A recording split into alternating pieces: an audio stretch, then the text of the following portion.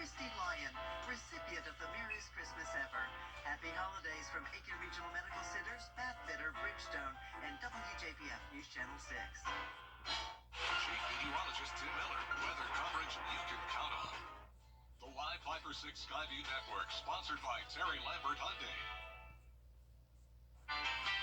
Warm temperatures are here to stay, but rain is on the way. I'll have all the details for you coming up. Now at noon, Trump's taxes. Today, a House committee releases 6 years of the former president's returns. We'll have the very latest straight ahead. Plus, we'll meet a winter storm hero, see how he helped so many people survive. And Lotto Fever, more than $500 million up for grabs in tonight's Mega Millions drawing. Your News at Noon starts right now. Live from Television Park, this is WJBF News Channel 6 at noon. Hi, everyone, and welcome to News Channel 6 at noon on this Friday, December 30th. Good afternoon. I'm Mary Morrison. Thank you for joining us. We'll get to the big stories in a minute, but first, some breaking news out of Idaho. A possible break in the murders of 4 college students. ABC News is now reporting that a 25-year-old man was arrested today in Pennsylvania in connection to this case. Officials are set to hold a press conference at 1 local time. 7 months after the victims were stabbed to death, the home is still a crime scene. Authorities say today biohazard teams will begin the initial cleanup of that 6-bedroom home. Coverage you can count on continues now with the taxes of former President Donald Trump. Today, a House committee has officially released 6 years of those returns. With the latest on the story, here's ABC's Elizabeth Schulze. After a years-long battle, former President Trump's tax returns from 2015 to 2020 are now public. The documents released by the Democratic-controlled House Ways and Means Committee raise questions about the former president's status as a self-described billionaire. During the year of his 2016 presidential campaign, Trump claimed a net loss of $32 million. Paying just $750 in federal income tax, a sum he also paid in 2017 and 2020 while in office, contradicting his own claims. Will you tell us how much you paid in federal income taxes in 2016 and 2017? Millions of dollars. In 2018, the adjusted gross income of the former president and first lady went up to more than $24 million, and they reported paying nearly $1 million in taxes. 2019, the two reported making $4.4 million and paid more than $133,000 in taxes. The House committee also revealed Trump's returns weren't audited for the first 2 years of his presidency until lawmakers requested them as part of their investigation into IRS audit practices. That's despite an IRS rule requiring mandatory audits while presidents or vice presidents are in office. People will likely be surprised about this extent to which the IRS is not conforming to their own. Top Republicans standing firm with the former president. Democrats on the Ways and Means Committee have unleashed a dangerous new political weapon. In a statement, Trump said the tax returns show that his businesses have been successful, and he says the public release of the documents is a dangerous two-way street. Elizabeth Schulze, ABC News, Washington.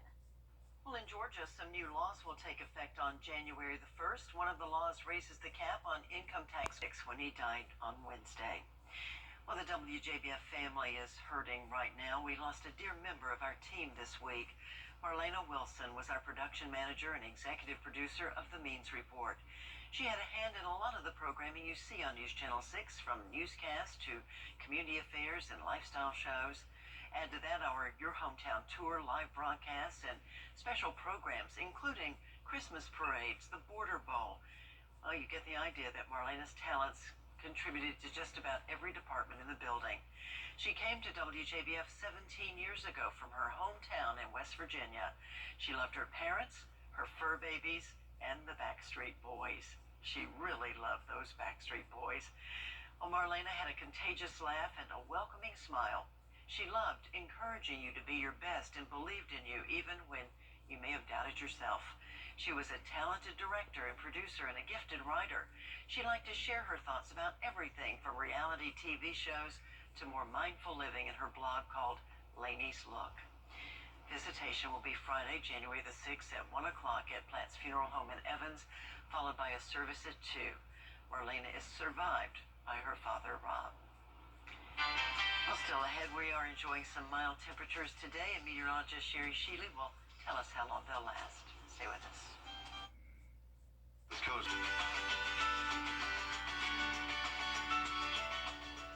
Up to $8,000 off new Ram 1500 quad cabs, $599 a month.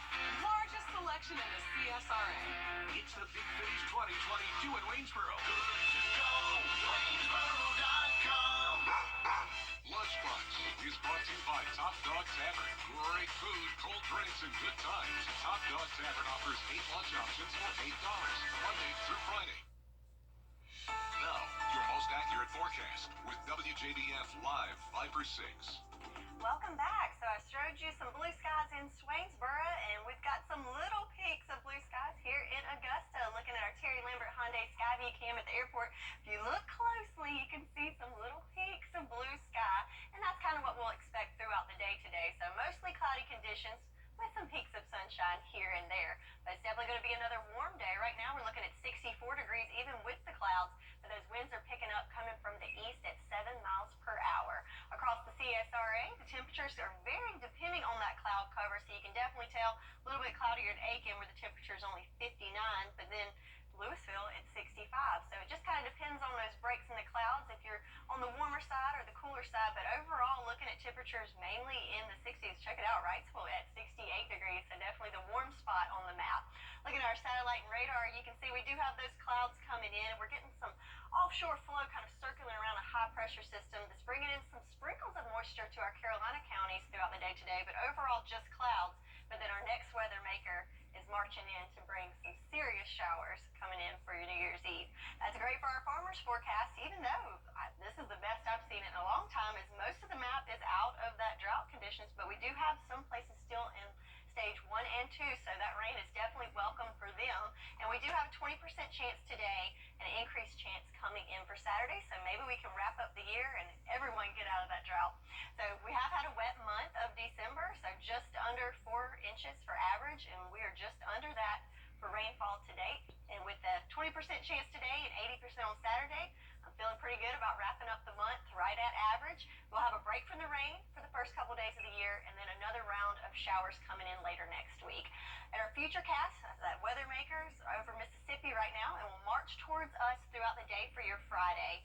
But it's going to be the late hours, I'd say after midnight or so, before we'll see the first round of rain.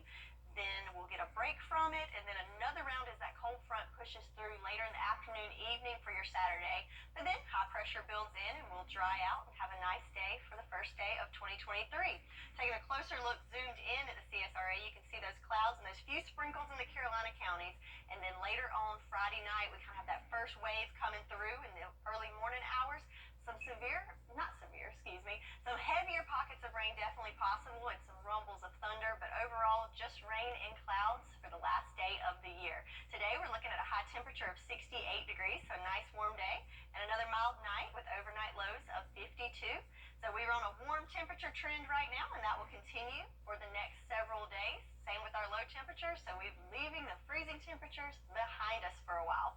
It's game day. In fact, right now at noon, kickoff for my alumni, NC State Wolfpack, go Pack, in Charlotte at the Dukes Mayo Bowl, looking at 57 degrees, and then USC and Clemson, both in the Sunshine State, looking at sunshine and temperatures in those 70s for your New Year's weekend. So definitely have the umbrella handy for New Year's Eve, as we have a warm day of 70 degrees with isolated showers and storms. But then for Sunday, we're looking nice with a high temperature of 70 degrees and clouds clearing for those first couple days of the year. But look at the temperatures, nice warm temperatures for the next several days. But have that umbrella handy as we wrap up 2022. You know, we'll take a little rain just for the warm temperatures. That's right. Thank you, Sherry.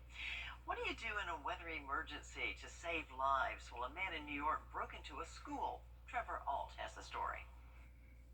Overnight, police in Cheektowaga, New York, searching for the man known only as Merry Christmas Jay. That man was spotted breaking into a school on this surveillance video, but they quickly realized this was not your typical break-in. I feel 100% that Jay's actions were heroic.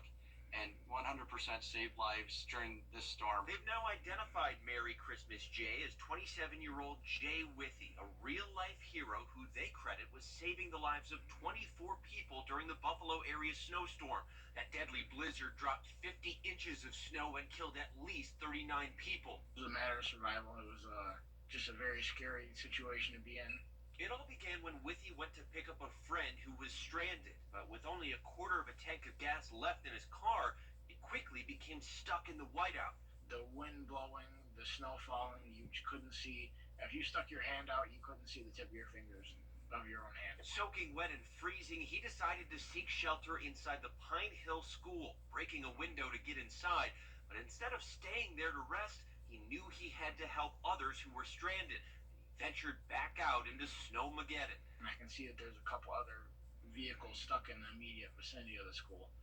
So I go to them, I tell them that I've broken the school and that there's heat in there. I thought we were gonna die. It was scary and unforgettable.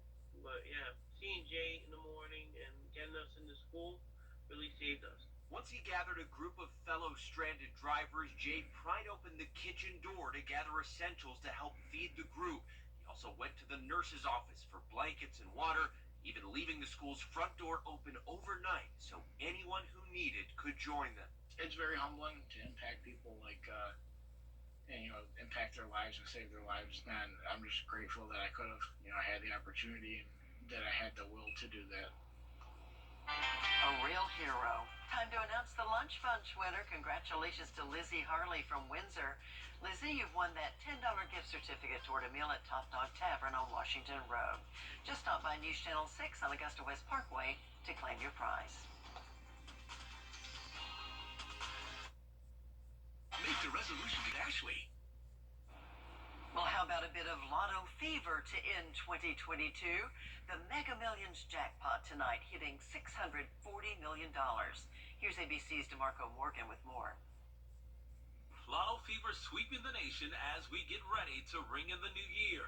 The massive Mega Millions jackpot soaring to $640 million, up a whopping $75 million within the last few days. Certainly the excitement is there with players, and the more tickets that are bought, the higher that jackpot is going to go, and that's why we're seeing it growing the way we are. This pot has been growing since October. It's the biggest prize ever offered around New Year's. The lump sum, an estimated $328 million. Not a bad way to start 2023. Trying to start that new year with perhaps a new life and a new vacation spot. But it's not just the players with visions of dollar signs dancing in their heads. The store owners, too. If they sell a winning ticket, they get a piece of the pie. Yes, I'm a winner, too. I'm excited for that, too. In California, Joe Shahayat winning $1 million when his store sold their record $2 billion Powerball jackpot last month. Money he plans to spend on family. I'm going to spend it on my kids and my grandchildren. And in Huntley, Illinois, store owner Jose Joseph won a small share of the prize money when he sold a winning lottery ticket. With his share of the winnings, Jose chose to pay it forward. I shared with all my employees their hard work. Also, I invest some money into the community in Huntley. Jose was very generous with his winnings. He gave back to his employees, local firefighters, and the community. As for the drawing tonight, the money is still on the table for you. So for those of you saying, I probably won't play because my chances of winning are slim, they are. But to quote Jose, if you don't play, you don't win. DeMarco Morgan, ABC News, Altadena, California. And if you do play, you can watch that Mega Millions drawing tonight right here on News Channel 6, right before the 11 o'clock news. Coming up, a final check of the forecast, so keep it here.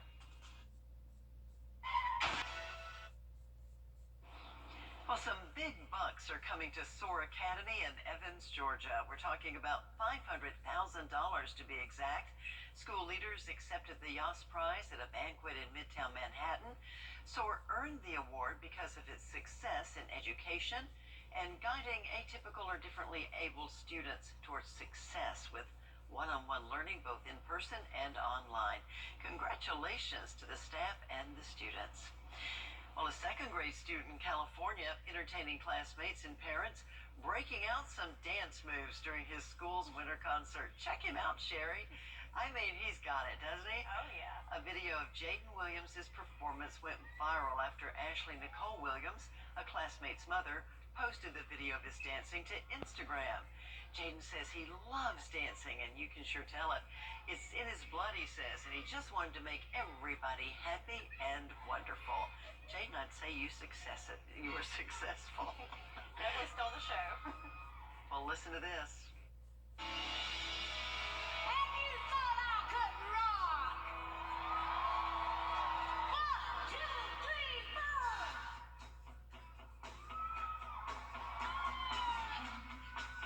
One of my favorite people, Dolly Parton, is doubling down on her rock and roll talents.